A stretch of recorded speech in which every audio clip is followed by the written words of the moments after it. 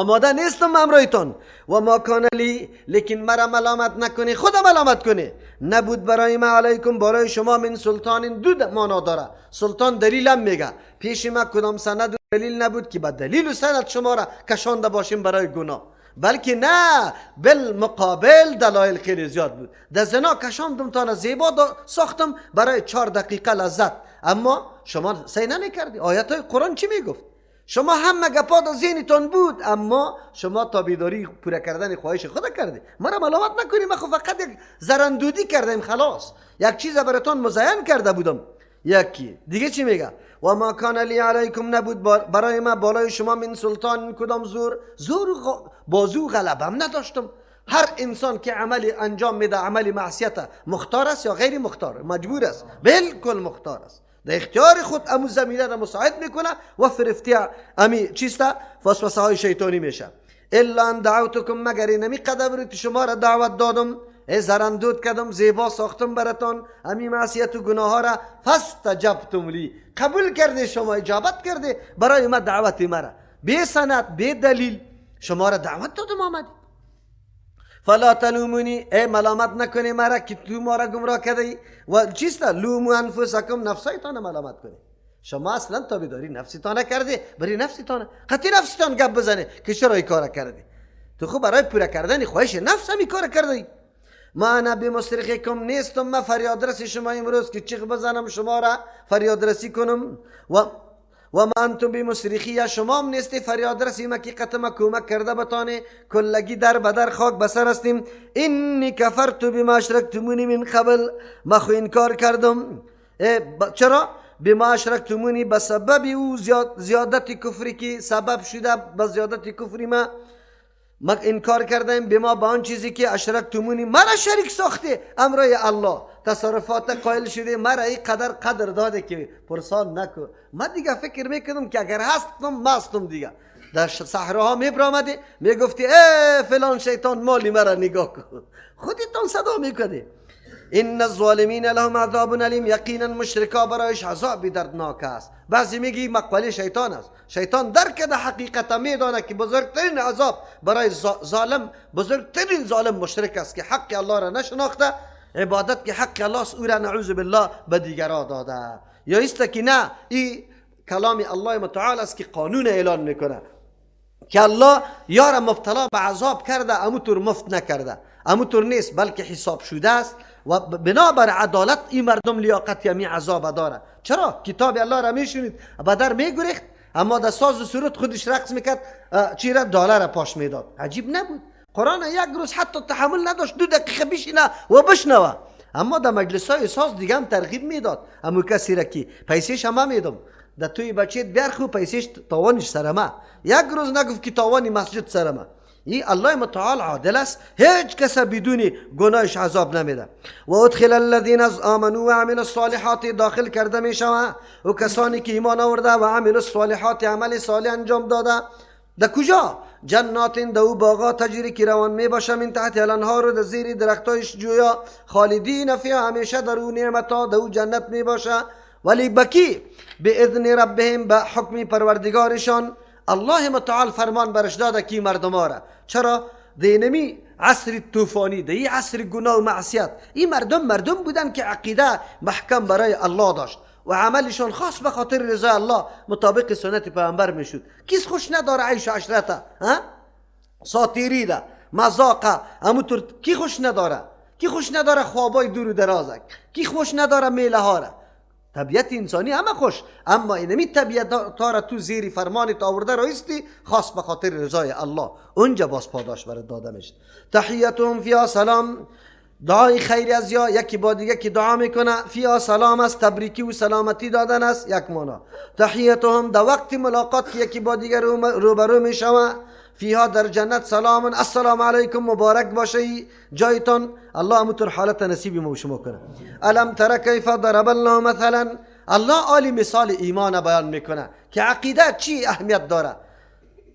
قرآن کریم یکی از جمله اموری که خیلی زیاد برش اهمیت میده مسئله تمثیل یا تشبیه است. به خاطر که اموری معقوله در نظر مردم محسوس بگردانه و مردم اینطور فکر بکنه که اینی چیز اینی قسم اهمیت داره. الله متعال در اینجا کلمه طیبه یا کسی که گفتنی کلمه توحید الله متعال است ایرا تشبیه شمیده به امرای درخت خرما. مؤمن کدام کس است؟ چی باید داشته باشه؟ از او خاطر الله متعال شخصیت مؤمن معرفی میکنه. ولی کدام فوایدی که از وجود مؤمن به دست میاد، از کجا به دست میاد؟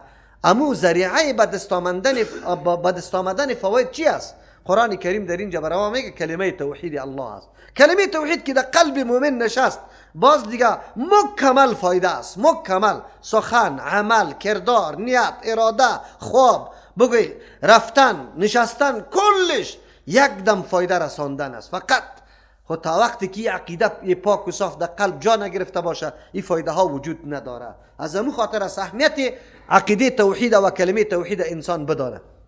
الله متعال در اینجا چی میکنه؟ لا اله الا الله را تشبیه میده به امرای درخت خرما که ریشه های خیلی محکم داره در زمین. قاعده ایست که هر قدر فروع بالا باشه، دراز باشه، امو قدر ریشه خیلی پایین می باشه. یعنی به اندازه امی کوها که هر قدر بلند است امی قدر پایین ریشه داره، به خاطر که مقاومت زمین نگاه بکنه. درخت خرما در بین درختای میوه‌دار بزرگترین درخت است که خیلی تنومند است. الله متعال خاصیت از او را بر ما واضح میسازه که ریشه های محکم داره، طوفانا سرش میآید اما درخت خرما هیچ چیز سرش نمیشه. در مقابل حوادث و طوفان خب استوار محکم است. برگایش و میوه‌هایش خیلی بالا دست است، هر کس دستش رسیده نمیتونه و از نجاست و از آلودگی محیط مکمل بالاست و چیزی است که همه چیزش مفید است، از گندش گرفته تا برگش تا خود خرما و تا همه چیزش. میوهش هم ساله است، مراد است دوامدار است. اول تازه است، از تازگی که برای تا آخری ساله. امو چیزی که یقینا باقی میمانه چیست؟ خرماست. همیشه میوه خودم داده نیست. یکی نه که در ثمر میده بلکه میوهش دائم باقی میمانه، گنده نمیشه. انگور میوه است اما نگاه نمیشه، شفتالو میوه است اما نگاه نمیشه، میوه است اما نگاه نمیشه. حالی مردم ها یک بعضی وسایل برش جور کرده که از یک چیز وقت تا وقت دیگر به بسیار سختی و تکلیف نگاه بکنه، اما خرما این تکالیفی را نداره، خود به خود نگاه میشه. این فایدهش میرسه به هر کس از هر نوعش. اینمی قسم زمانی که در وجود مؤمن عقیده توحید الله جا گرفتن عقیده توحید در قلب مؤمن و نمو ریشه های درخت خرماست که در زمین مکمل چی شده؟ بگه خب چسبیده. مثل که نمی درخت خرما همه چیزش مفید است، میوه در هر وقت میده. مؤمن هم اینمی رقم است که عقیده ایمان در قلبش خب محکم شده، حالی در برابر حوادث استوار است. از امو خاطر است اشاره به این میکنه که نمی درخت خرما از بادها و از طوفانا به امن نیست، از هر طرف میاد، گاهی از او طرف میاد، گاهی از این طرف میاد. مؤمن نمی رقم است. در حدیث دیگه هم پیغمبر علیه السلام تشبیه داده که مؤمن به مثل گیاه سبز است که بادا او را گاهی به این ملاق چپه میکنه گاهی به این ملاق، اما ورداشته نمیتونه، ریشه‌کن کرده نمیتونه. مثال منافق پیغمبر علیه السلام میگه گیاه خشک است که در باد یک کم مقاومت میکنه باز یک دفعه شمال او را میورداره. مؤمن اینمی قسم حالتا سرش آمده نیست. یادتان باشه یکی از جمله علامات نشانه حق پرستی هم است که انسان در مورد دینش اذیت میشه، در مورد دینش مورد اعتراض مردم قرار میگیره. اینی نشان حق بودن است.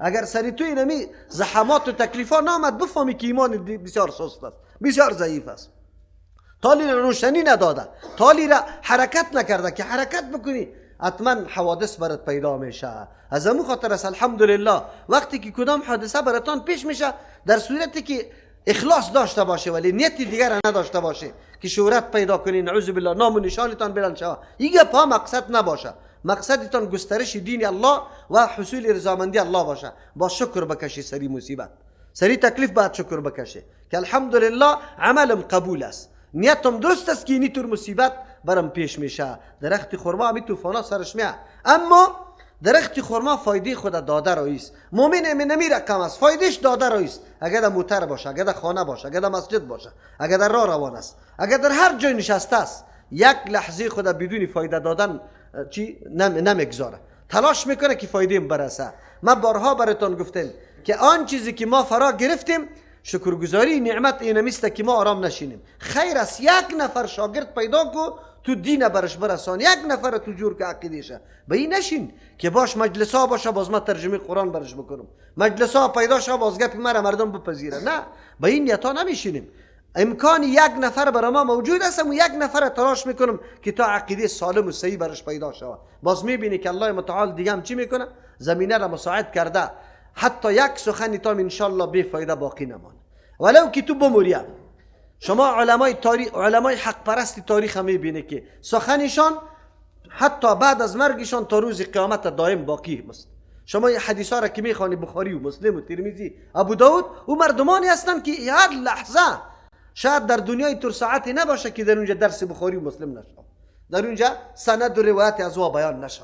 از همون خاطر است ما و شما در زندگی خود زیاد تلاش به این میکنیم که چه قسم عمر خود ثمر بخش ساخته میتونیم. ما درختی باشیم که هیچ کونگی و فرسودگی سر ما نبیه. اینمی درخت دعوت است. اگر تو دعوت به دین حق داده بودی، خودت شاید وفات کنی، شاگردایت سلسله چیست شاگردایت تا روز قیامت ادامه پیدا میکنه. از همون خاطر است کدام عمری که بی دعوت باشه به نزد ما فقط یک درخت خاردار و بی میوه است، هیچ میوه نداره. از اون خاطر انسان باید این هوش و این فکر حتما در ذهن داشته باشه.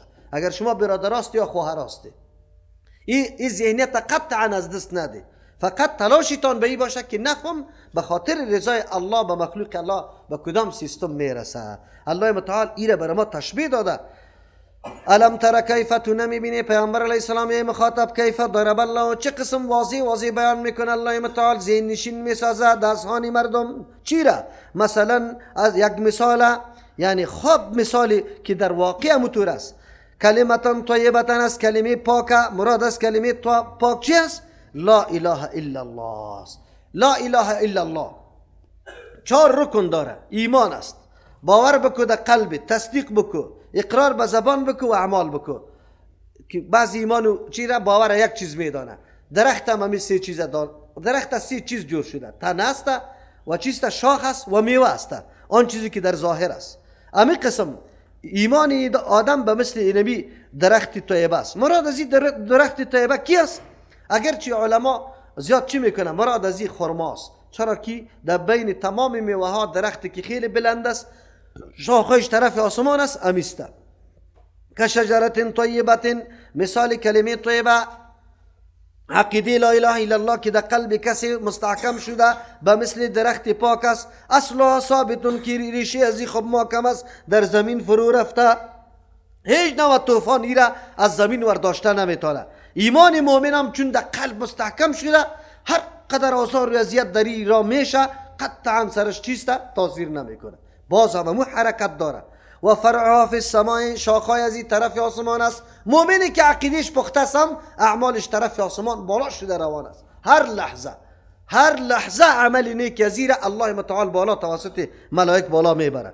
توتی و کلها کل حین، اینمی درخت خرما میده امو میوی خدا کل حین تمام سال باذن ربها، به حکم پروردگارش. الله برش اینمی قسم قابلیت داده که میویش این از سال تا سال باقی بمونه، مردم از پیش استفاده بکنه. مؤمن واقعی هم همینطور است. الله متعال به حکم خود چونی بنده نور ایمان در قلبش خوب مستحکم شده، یک لحظهش بدون دعوت بدون نفرسانی برای مردم نیسته. و یضرب الله الامثال، بیان میکنه الله متعال مثالا را للناس، برای فهم مردم، برای واضح شدن ذهن مردم. لعلهم یتذکرون، شاید که نصیحت بپذیره. خدا اینمی قسم چی بکنه؟ آیار رو آماده بسازه. لعلهم یذکرون، مثالا خو بیان میشه، خو تذکر کی داره، تذکر موجود شوه. یقینا کی است که راستیم امی عمر خدا ثمر بخش میسازه، از ایمان خود استفاده کرده میتونه. عمل نیک ای چیست؟ ثمره ایمانی مستحکم در قلب انسان است. و مثل کلمت خبیثت، مثال کلمه ناپاک. که شجرت خبیثت، به مثل درخت خبیث است، یعنی بدبو است یا است که بسیار بد است. اجتثت، یکی برکنده شده است، یعنی از بیخ برآمده شده است. من فوق الارض، از سر زمین. ما لها من قرار، نمی باشه برای از او ثبات که باقی بمانه.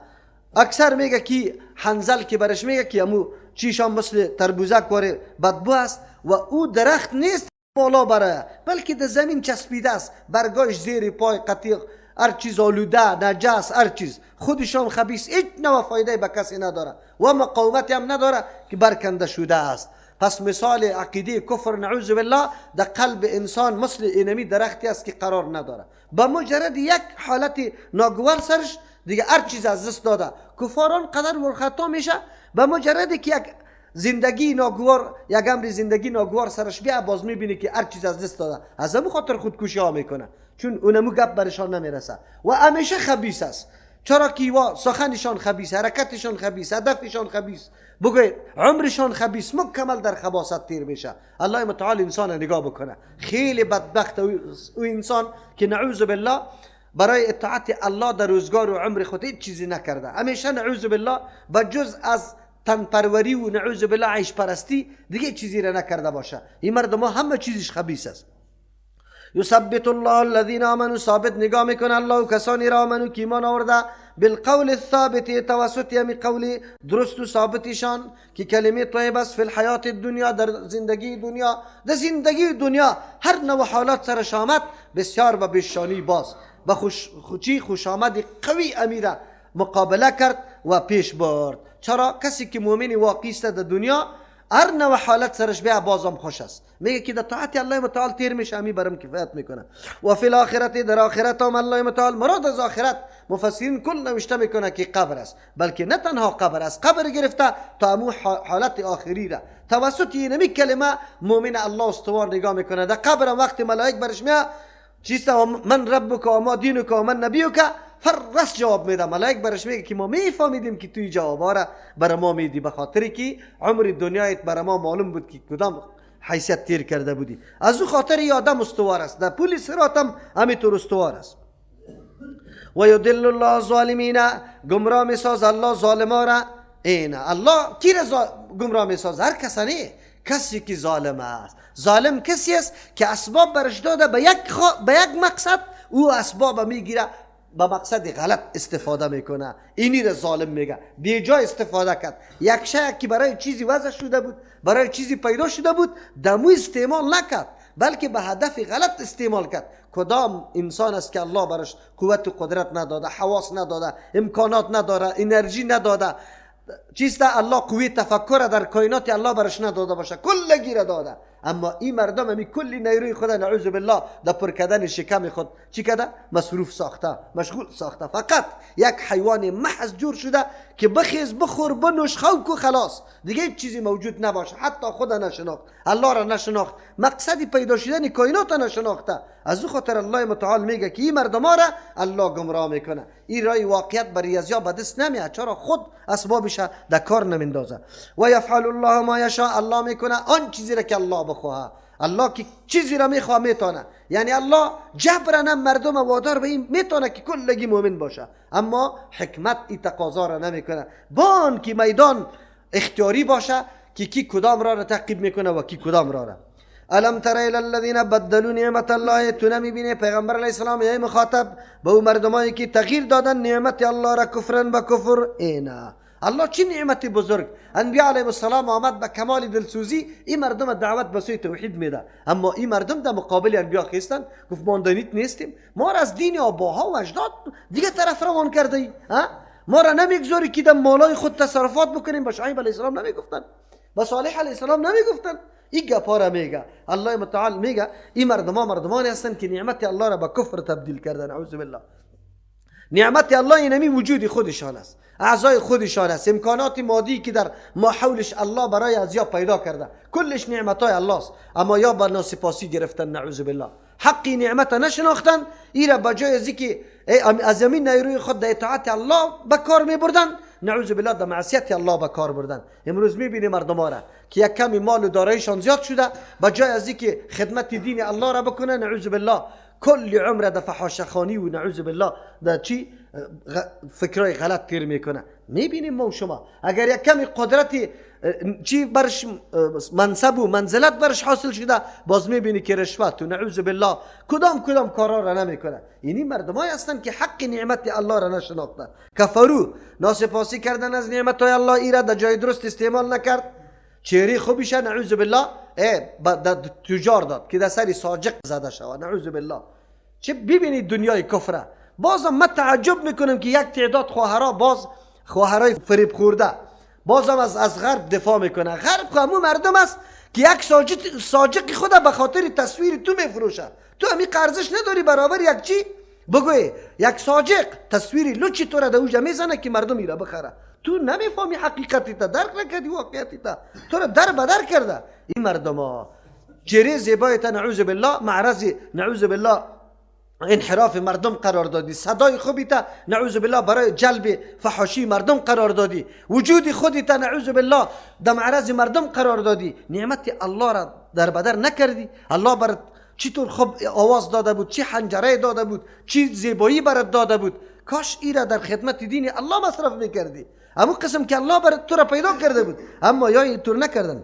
و حل قومهم دار البوار، نازل کردن پایان کردن قوم خود دار البوار، دار هلاکت. امی سردمدارا امی کلانا با وصف که الله قدرت، توانمندی، مال، دارایی، قوت، حکومت هم برش داده بود، مناسب بود که از هوش خود کار میگرفت. دعوت انبیاء علیهم السلام همی پذیرفتن. مردمی دیگر هم دعوت میداد که این آدم خیرخواهی ماست، یقینا درست میگه. نه، این مردم این نعمت های الله را ناشکری کردن. بزرگترین ناشکری در مقابل نعمت آمدن انبیاء علیهم السلام است که نعمت است ولی یا او را نگرفتن. امروزم اگر کسی قرآن به دست میگیره در پیش مردم، همین مردم میایه برش میگه که ای مردم من شما را به کلام الله دعوت میکنم، اما این مردم کلام از دستش میگیره و میگه که تو اینجا حق امامت هم نداری، حق بیان هم نداری، برو دیگه، تو را در اینجا ما پذیرفته نمیتونیم. چقدر جفای عظیم و ظلم عظیم کرده یا نکرده. این مردم خیرخواه دلسوز است، رفت دیده که سالا مردم مظلوم باقی مانده در تاریکی زندگی کنه. بیایی که روشنی کتاب الله را برش بیان کنیم، اما مردم نمیخواه. امی سردمداراست که جمع میشه و قوم خود در کجا میکشانه؟ در دار البوار. این کدام است؟ یکی خو امی سردمدارای سیاسی است یا خو تلاششان نمیسته، گاهی با یک بلوک گاهی با بلوک دیگه. کدام خواسته های بلوکا نیست که در اینجا عملی نمیشه. امروز در کدام سرحد رسیدیم؟ کدام حالت تا سر ما تطبیق میشه؟